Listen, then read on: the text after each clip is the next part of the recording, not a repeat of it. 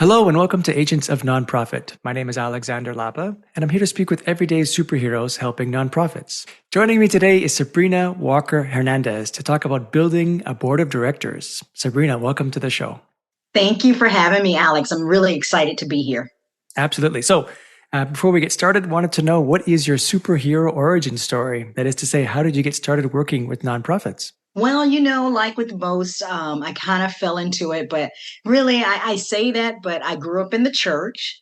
And my mom was a missionary. And so, if you're a church kid, if you needed like choir uniforms or anything like that, you always had to fundraise for it. So I was very used to fundraising. And then when I went to college, I was pre-law, political science, and so I did an internship with this organization called Advocacy Resource Center for Housing, ARCH, where I got to serve as a mediator between landlords and tenants. And so I really was doing that because I wanted to get a feel for mediation before I went into law school. Well, I got to work with some attorneys during that process. And I decided I did not want to go to law school because I did not want to be trained to, with law school, there's no right or wrong, there's only the law. And so I found out that was not for me. But what I did fall in love with was the nonprofit side of the house again, and being able to advocate and help my clients. And so that's how I got back into it. Yeah, I've talked about this at length on other shows, other podcasts, and the idea of just there's something magical about the nonprofit world that just draws in a certain kind of person. And it is all gray zone, right? There's no black and white, like you said, for law. And that's kind of where the fun is, right? When you don't know exactly where things lie and you have to kind of work your way through it and navigate as best as you can. That's where the adventure lies. Yeah, it is. It really is an adventure because, like you said, there's many ways to get to it, and oftentimes you're faced with limited resources, or and it forces you really to be creative and Mhm. to really look at issues strategically and see what is the best results that you can get for whomever it is that you're serving at that time. And so I really love that process. No 2 days are ever the same.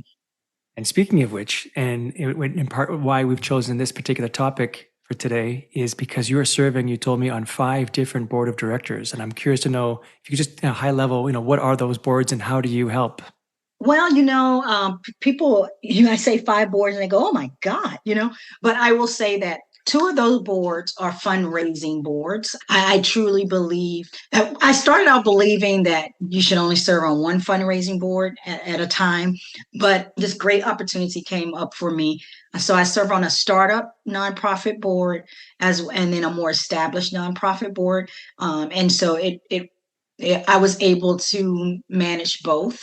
And so then the other 3 boards that I serve on, I actually get to give out money. Um, one of them is for the Economic Development Corporation in our community. And I give out money not only to for-profit businesses, but also nonprofits that are looking at like workforce solutions and job creation solutions in our community. And then for the other 2 boards that I serve on that I give out money for, it's more traditional. They're foundation boards in our community. One is for a company that actually started their board. It used to be you approach them and, they gave money from their marketing budget or their employee campaign budget. And now they decided they're creating a company foundation. And so they asked me to serve on that board. And it's been a great experience. So those are the boards that I serve on. That's what makes up 5. And the other one is actually our Rotary Club. Our Rotary Club actually also created a foundation board.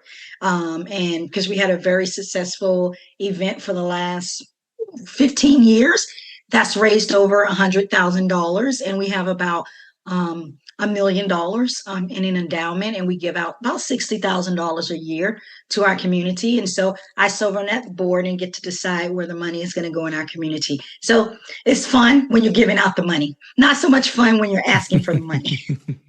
So 5 boards, wow, that's really impressive. I don't know I mean, you must have amazing time management skills, but I'm really curious. I'm going to take this from a very naive perspective just to make sure our listeners who may be not so familiar with what a board of directors does, take us through the journey. So let's start at the very highest level, most ignorant level. I use that in quotes. And could you just maybe start by explaining, what does the board of directors do? What is their purpose in a nonprofit? Well, board of directors has three purposes. One is trusteeship, one is oversight, and the third is ensuring necessary resources. And so a lot of people get stuck in the ensuring necessary resources, and that is the fundraising piece of serving on the board. And so I take that piece very seriously on all the boards that I serve on. And so what that means for me is it means something different for each board, but for the nonprofit startup and the more traditional one, I give personally to those organizations. And not only do I give personally to those organizations, I also support in any fundraising activities that they have, right? And so for the other like boards that I serve on, where I'm giving out money, ensuring necessary resources really does mean making strategic decisions about who we invest in the community so that we maintain our reputation, and not only maintain our reputation, but also ensure that those that we are investing in, that they are organizations that have some sustainability with them. And so that's the ensuring necessary resource. And so I talk about that one a lot. So trusteeship is really about ensuring that the organizations are working from a strategic framework, having those, that planning in place and having goals, making sure that not only are they working from goals in a strategic framework, but also that they have you're advocating for them in the community and that they have a good relationship. And then with that middle piece of oversight, this too can lend to some confusion for people because with oversight is not micromanaging the day-to-day operations. Oversight is ensuring that you have board approved policies in place, whether those policies are around the board themselves, whether those policies are around how finance is managed in the organization, personnel policies, all of those things fall up in that order. It is not coming in and managing the day-to-day operations of an organization. Yeah, I see it often where if a decision needs to be made, at least an executive or important decision needs to be made, the executive director of the nonprofit goes to the board of directors to ask whether, not even whether the decision is right or wrong, it's whether the process of the decision is right or wrong. And like, we've decided this is going to be our criteria, for example, for selecting a vendor for our CRM, right? Mm-hmm. And it's not necessarily whether this is actually the right CRM or not. It's more like, do you trust the process that we've set up for our place to ensure that we do select the right CRM? Would you agree with that? Or would you say it actually gets to one level deeper? In addition to that would be, here are the CRMs we are considering, and we've chosen this one, and here's why, and they would approve or disapprove, whether it's a CRM or any other kind of app or tool. Where does that decision, basically, the oversight, where does it end up? Because I understand it's not day-to-day stuff, so there must be some line where they just don't cross. Yeah, it's not the day-to-day stuff. And that's a great example with the CRM. So it gives me an opportunity to share this viewpoint. And so for me, selecting the CRM is more of a day-to-day operation function. And what the board is in that process is more of ensuring that operating budget is approved and that within that operating budget, there is a line item in perhaps office supply or whatever that is, or professional services or technology that you have money budgeted for a CRM system. And then from there, the CEO can determine which CRM system to get. Now, where you want to consider board engagement is not taking it necessarily to the entire board, but you may want to create a task force from board membership or even some outside members to say, we're looking at these CRM systems. Here they are. Here's the research on them, and let's look at them so we can make the best decision. But then presenting to the board, here is the CRM system. Even if you're talking to the board about the CRM system that has been chosen, more for me, what you will be discussing with the board is this is a CRM system that the task force picked, that we've looked at together collectively, and this is how the CRM system can be used to advance our fundraising goal. And this is how we see board using this CRM system. I very much believe in not getting the board involved in the weeds of the organization and to keep them at the higher level. But again, speaking to engagement, there's nothing wrong with a great task force that can help you look at the comparative between all the CRM systems to make sure that you're doing that due diligence. So that was a great example, Alex. Yeah, no, and it's relevant, and it gives a very concrete tactical approach to that topic. So thank you for that. I'm curious to know, because I imagine there's a slight, I'm not sure if even slight is the right word, but there's definitely an overhead in having to go to a board for these kinds of decisions. Is there ever a moment in time where it makes sense not to have a board of directors, or vice versa? If you're a small nonprofit, you're just starting off, would you normally recommend starting right away with a board of directors? Or is there a certain moment in time where you realize, we really could leverage one, and therefore we'll start to build one? Right. So, when you do your 501c3 paperwork or you become a nonprofit in the US at the IRS, it says you have to have a minimum of 3 people um, on your board just to be a nonprofit. And so Mm. those 3 people, really, that's where the discussion really really happens. And I always tell people your board is your dream team. And so even if you are I understand trying to get your paperwork and you put some placeholder names there, and a lot of times people put their mother, brother, cousin. I call that kind of like the Bubba theory, and it's okay to have that on paper when you're first starting out. But as you are moving forward and you have determined that this nonprofit that you've started is not going to be, for lack of a better word, and I don't mean to sound disrespectful, a hobby.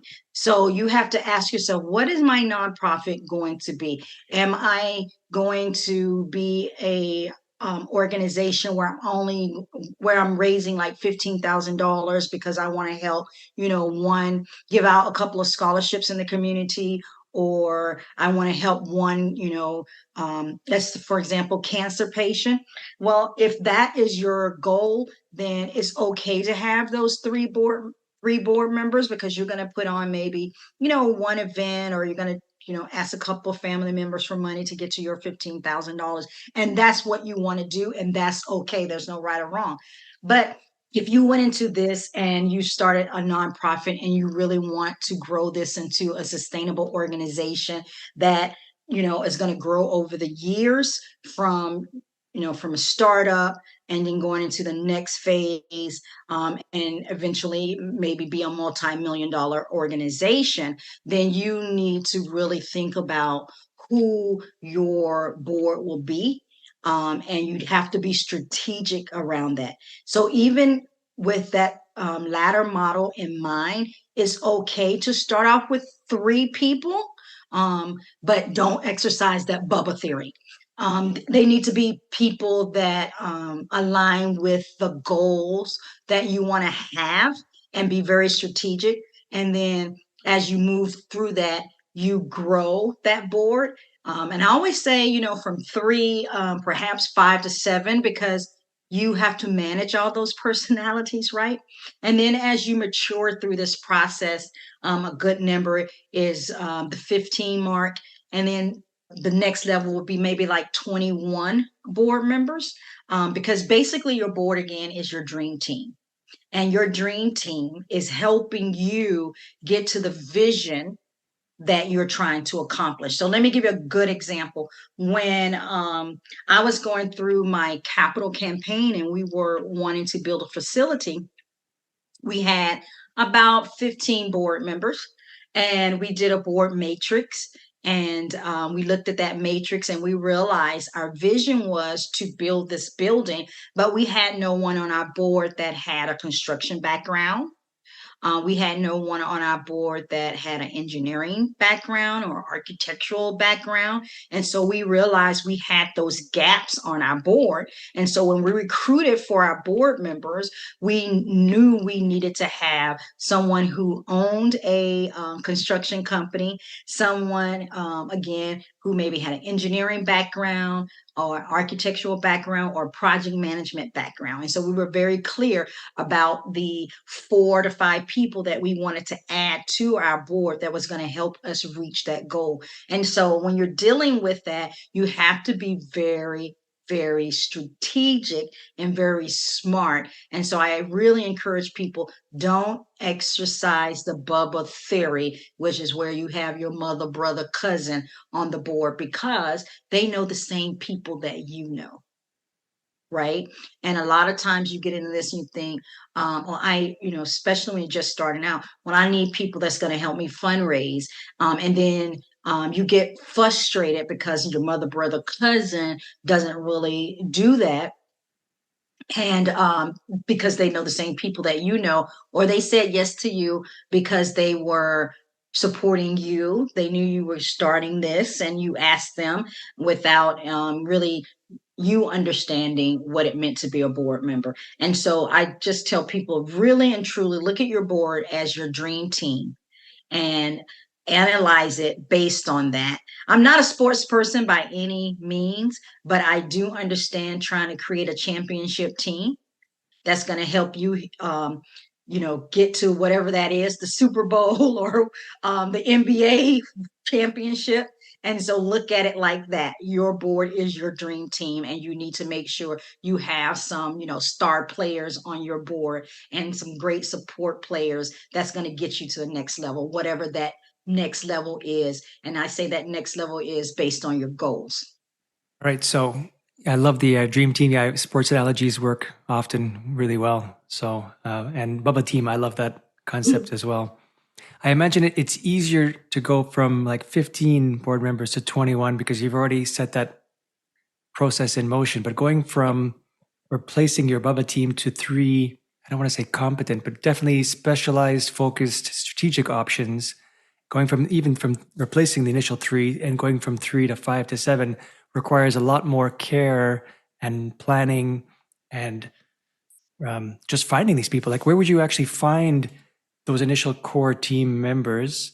And, how would you move from there just to the next level of from 5 to 7? Just, I mean, is it a matter of just asking your network for people who are interested, or is it going for some kind of email campaign? Or I'm curious to know how you would find those people. Yeah, it is expanding your network actually. Mm. And it is, and I tell people this, and it may sound, it was great advice that was passed on to me. I didn't think it was harsh at the time, so I'm just going to share it. Is you cannot run your nonprofit from your desk. So you have to get out and you have to network in the community. And for me, that looked like initially was I joined my chamber, and I found some of my best board members by being involved in the chamber leadership class. I found some great board members that helped me grow my organization. And so I always speak her name, Ella De La Rosa. She's since passed from breast cancer, but Ella was a member of my leadership class and she served on my board for a number of years. And she was one of my board champions. She was there with me anytime I wanted to, initiate change with them in my organization that I thought may not be popular. It was Ella who introduced that. So going from, no board giving to 100% board giving, it was Ella who helped navigate that. Also found, another person who actually served on the capital campaign committee for our $12 million capital campaign through our leadership class, as well as someone whose family foundation prepared 400 meals at no cost and served them for our major fundraising event. Was all found through my leadership class through the chamber. And then for a year I served as an ambassador through our chamber, and ambassadors are invited to all the ribbon cuttings, and you get to get the kiss babies, cut ribbons, and do all that. And I did that really intentionally because I wanted to introduce our organization to any new businesses that were coming in the community. And get known in the community, and not only get known, but also be able to identify potential board members. And then finally, for me, it was looking at and analyzing the community and joining a civic group. I chose to join Rotary, and I had some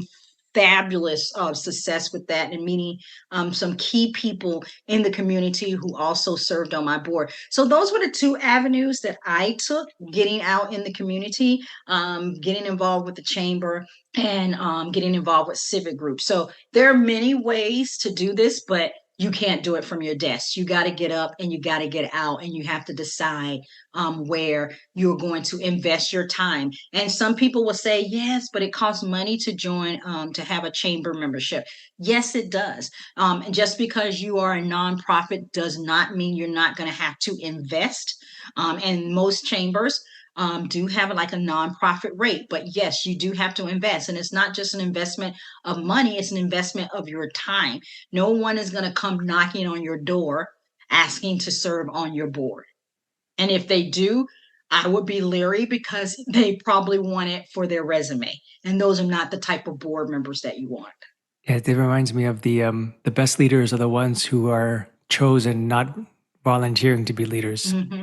Yes. Okay, so yeah, I mean, and I've heard the same thing about, so when you get that moment of transition when you are starting off a nonprofit, it's more of it could be considered a hobby, and then you start getting serious, and that's when you start, like you said, getting out from outside of your desk, getting outside, building that network, building the community, and then finding those people who will fit and align with your goals to make sure that they're able to help you get to those goals. So love it. Yeah, I got one more thing I want to say. Absolutely, If you sure. are a new nonprofit, because I think this will benefit them too. Always try to get someone. These are a couple of positions, regardless of where your strategic goal is when you're creating that dream team, that you want to make sure that you have on your board. One is someone with a background in marketing. And where that strategy comes in is maybe the strategy would be depending on your mission or your goal, what industry they're from. But pretty much every industry has a marketing component, from car dealerships to the hospital, to city government. There's marketing departments or people that are in charge of marketing. The other one is going to be someone who has a great handle on finance. So someone with an accounting background or a CPA would be always good. And then someone with legal expertise. And it doesn't matter what legal aspect that background they have, because what their goal is, if they can't answer the question, is to exercise the network that they have to get the right person to answer the questions that may arise for your nonprofit. So I wanted to make sure of that, someone marketing, financial, and legal experience. This is going to be maybe an odd question, and again, I'm just going to close my eyes to my experience and just take it as a more naive experience, more naive question rather. Is there ever a moment where you should audit your board? That is to say, if you're the founder of the nonprofit, you've chosen these individuals, perhaps one is, you have a feel that they're not quite working for you. Is there ever a moment where you have to like fire a board member? I don't know how, or ask if they're Yes. still engaged, and ask if how would you like, what does that look like? Yeah, I know. You should constantly be assessing your board. First of all, I will say this. You want to set people up for success. So in setting people up for success, you need to have a recruitment process. And in that recruitment process, you need to do an interview. And in that interview, you need to lay out for people what are your expectations to serve on this board. And so I will say this: if you're new starting out, it may be just you as the founder, but I always say you and the nomination committee, which could be you and one other board member, or you and two other board members, and you go about, recruiting for the gaps that you have on your board. But when you are recruiting, you talk to people about what are the expectations. What is the expectation for attendance? I couldn't serve on 5 boards if I didn't have boards that did this interview process, because during that interview process, they tell me, well, we have an expectation of attendance. And here's when our meetings are. Our meetings are on the second Tuesday of every month at 11:45 a.m. and we end by 1 p.m. Right? So right there, I can say, okay, check. I can attend those because my calendar, I have that availability. The next thing you talk about is fundraising, and they lay out a clear pathway for fundraising, and to say, each board member is responsible for raising $3,000, or for raising or getting $3,000. And here's the pathway. You have to join our Heritage Society as a board member. And to join that Heritage Society is $1,500. And so right away, you got to give $1,500. And then you have to sell a table for $1,000 at an event, and you have to sell 5 tickets at $100 each. So there's your $3,000. All of these things are talked about during the interview process so that you're setting them up for success, so they can feel comfortable saying, yes, I can do that. Now, once they are on the board and they've gone through the interview process and they've said yes, they can do that, you can have that expectation form that they sign, just kind of restating everything, and that can be given during the orientation, during the board orientation. Why would you need to do a board orientation? Because for anybody new that's coming onto your board, if you don't do an orientation, it's going to take them about a good year to figure out what is going on.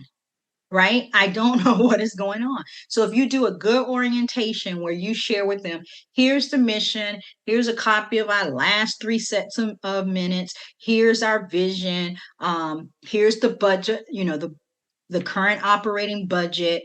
Are there any questions? Here's the expectations again, sign the expectation form. If you happen to be facility based, give them a tour of the facility, do a good orientation, right?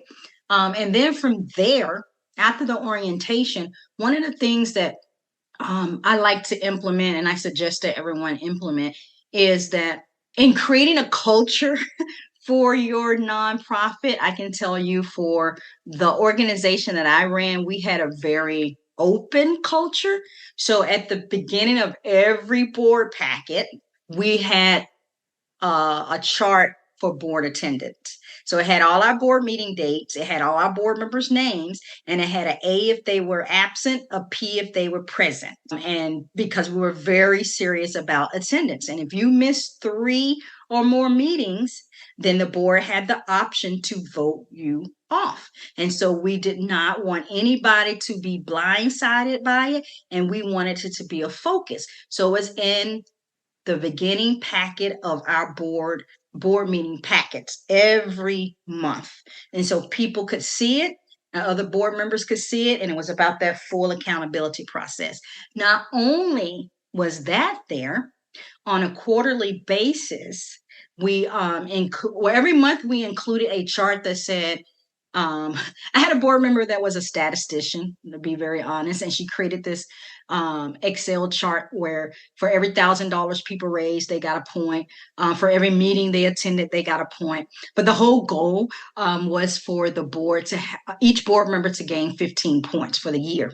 And so every month it was in there, but we really focused on it quarterly and talked about it quarterly. And so if you were in the green that quarter, that meant you were on par to raise what you needed to raise for attendance. If you were in the yellow, you were almost there. If you were in the red, you were definitely behind. And we talked about it. So we created that culture of accountability. Now, if your organization doesn't have that culture of accountability, some of the things that you can put in place is you can do like self evaluations, where board members can self evaluate, and that document can be created very strategically, where it says, one of the questions could be, I met my fundraising goal of $3,000 for the year. It's a yes or no. I was able to attend at least 70% of board meetings, meaning I did not miss more than 3 board meetings within the year. It's going to be a yes or no. And so they will self evaluate. And so as they are self evaluating and they see that they did not do what they needed to do, they will self select off the board. So that's one way that you can do it, but you have to have something where people are evaluating. And then another thing that I like to do too, and maybe it doesn't really go back to like board evaluation, but I like to also evaluate the effectiveness of the board meetings. And so at least twice a year, I would have my board members do a quick survey on the actual board meeting. Was it efficient use of the time?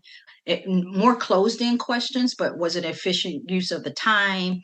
How effective was the agenda? Is there anything that I like to see change, so that they could add some comments there? So there's many ways that you can evaluate the board, but you do need to have something in place so it can get better. And if people are not doing what they need to do, that's where term limits come in, and that's where the evaluations come in. So you don't renew someone's term. Basically, yeah, you're firing them because you're not going to renew their term. And if you don't have term limits, I suggest you get term limits, put them in your bylaws, because that is one way to plaque people off your board. Now you're going to honor them as they leave. You're going to give them a nice little thank you gift. You're not going to make them feel bad, but it just wasn't a fit. That's a lot of tactical tips. Thank you so much for that. You're welcome. At any point, if I give too much, just let me know. No, I love it. I love it. And I love the gamification part of it where you're giving points to board members and making sure they reach 50 points. That's awesome. So in a similar vein then, or actually going to more a positive note, let's call it, what would be some of the, I mean, it maybe sounds obvious, but what are some of the benefits of having a good board? Like, how big of an influence does a board of directors really have on an organization? Is it really like they can take it from an average nonprofit to an excellent nonprofit, or like where? I already am anticipating the answer to the question, but I'm going to ask it anyway. Like, what really are some of the advantages and benefits of having a strong board of directors? Oh my. Well, a board of directors can make or break an organization, and a board, each individual is lending their credibility to that organization. And so if they are credible individuals in the community and they are known for their leadership in the community, by default, they're lending that to your organization. And so they can open doors for your organization. And that could be doors around, fundraising. That could be doors around partnerships and collaborations. That could be doors that get you to the next level, to foundation funding. And so they're very critical. And you can't make the assumption that your board knows that. You have to educate them on how to be an advocate for your organization. You have to educate them on how to be an ambassador for your organization.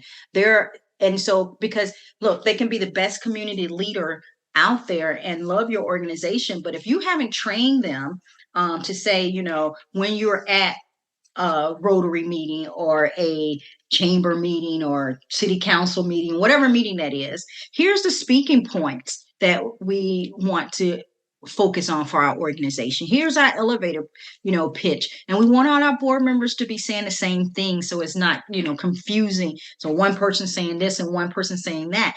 That's what your board meetings are for, is to make sure that you are educating. A part of that is educating your boards on how to be a great advocate, how to be a great, ambassador for your organization. Because if you get the right people saying the right things in the community, they definitely can have a great impact on your organization. And you've already kind of alluded to the answer or mentioned part of it is, what would be in it for the board member? Like, why would they even want to help? Is it just because they feel that they can contribute towards something that is in their skill set, or you mentioned earlier, they want something on their resume? Like, there must be something more to it than just resume building, right?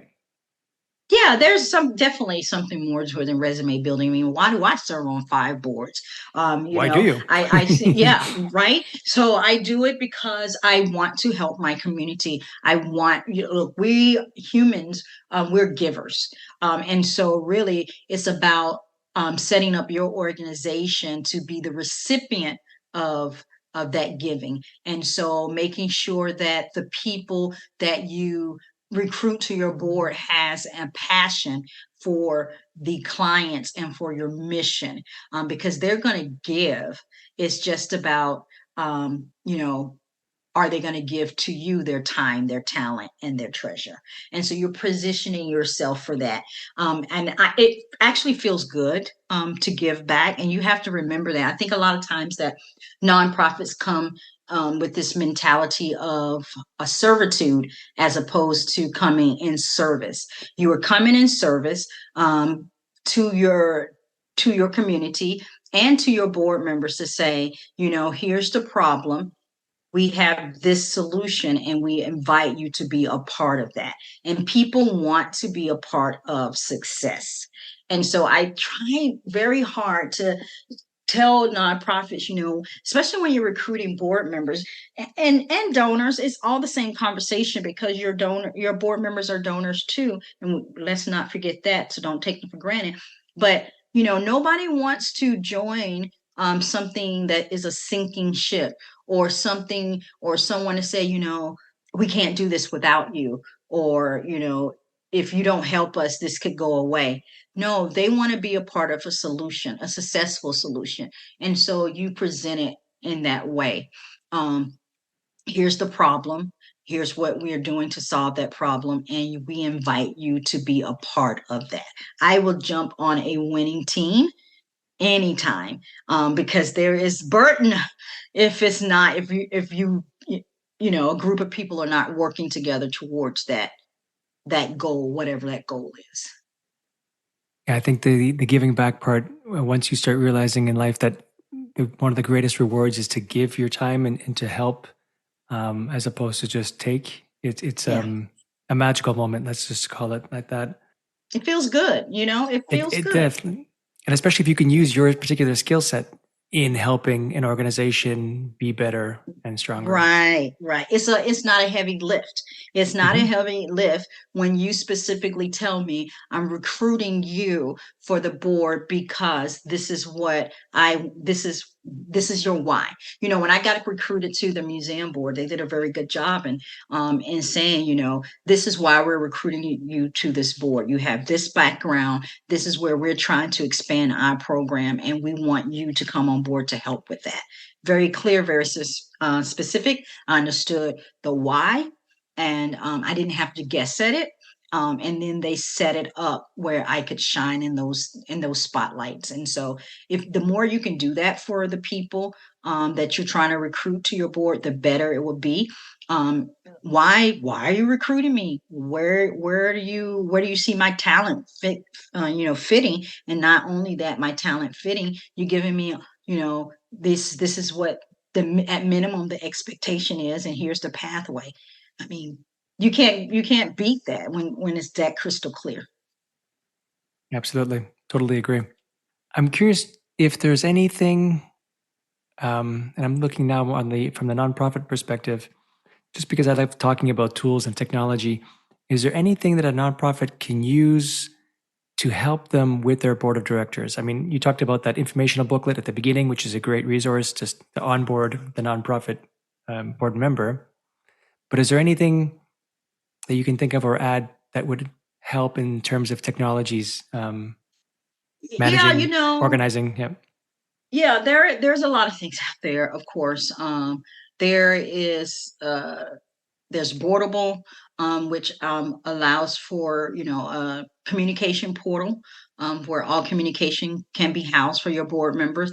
But I'm really, and you can edit this out if you need to, but I'm really not an advocate of um, those type tools until you have a bigger team.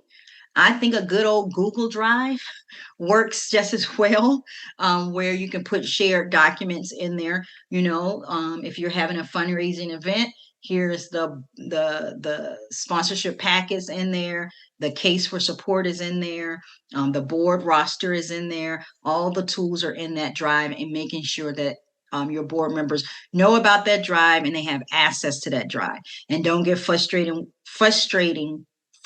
with them when they still ask you for stuff. You just say, it's in the drive, and here's the, here's the link to the drive. But making those things accessible to them. And there's another great tool, and I will say this, when you have your strategic plan, called Mission Meet, because a lot of times boards will go through a strategic planning process, and that plan becomes this like nice tool on a shelf that collects dust. And I have found that those who use some type of project management software, and it doesn't have to be Mission Meet, it could be Asana, but some type of project management software where the groups can talk to each other. You can lay out that plan in there, that plan will get executed better. So it sounds like a communication tool when you reach a certain size is a good idea. A repository of some kind where you can store documents, maybe meetings and summary of meetings. Project management tool of some kind, even if it's lightly used, that would be a good choice as well. Yeah. I'm curious, is there any, from your perspective, have you seen AI being used in any kind of context with a board of directors? I know it's still relatively early. I can see it being used, for example, to summarize meetings, especially if there's a transcript of the meeting. But I'm just curious to know if there's any other element that AI could be used for at this time. Oh yeah, AI can be used to help you generate an efficient, timed agenda. I found that if you time your agenda, and I have an hour or hour and a half. I made a promise to my board members that our meetings would be no longer than an hour and a half, and we would still get things accomplished. And so I can see using AI to generate that timed agenda. That will be a great use of that tool. And also, using AI to ensure that if engagement, a lot of nonprofits say, I have a hard time engaging my board.